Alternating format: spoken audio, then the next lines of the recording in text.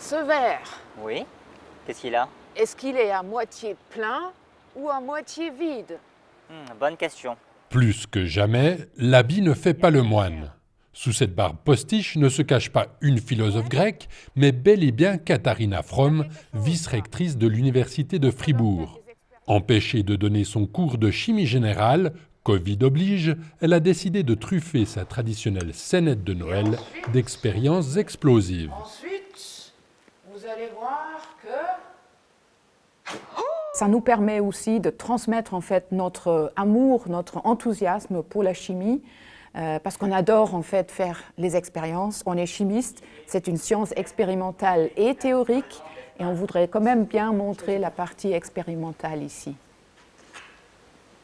Et en mélangeant ces fluides mystérieux, Katharina Fromm et son équipe pourraient bien avoir trouvé un filtre d'amour susceptible de faire aimer la chimie. La lumière fut... Ça permet aux étudiants de voir ce qu'on peut faire en chimie, parce que par exemple on fait des expériences qui ne sont pas forcément connues, qu'on ne fait pas forcément en labo, et donc du coup ça permet aux étudiants de voir, de découvrir un peu plus la chimie à l'extérieur des TP. Maintenant, la troisième. Pour Philippe, ces expériences chimico-théâtrales ont une autre vertu, plus personnelle celle-là. Elles lui permettent de se sublimer. Ça permet de plus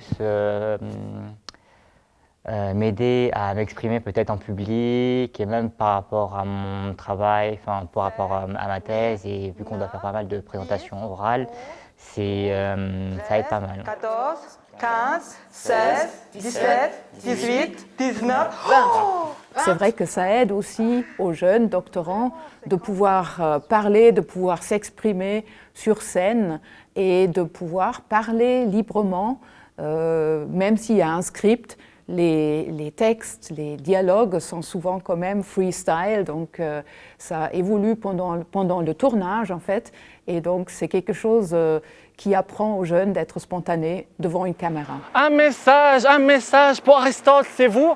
Oui, c'est bien moi.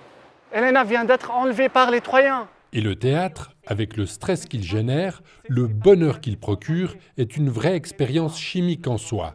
Chaque participant produit endorphine, ocytocine, dopamine, sérotonine, de quoi mettre de l'huile dans les relations interpersonnelles.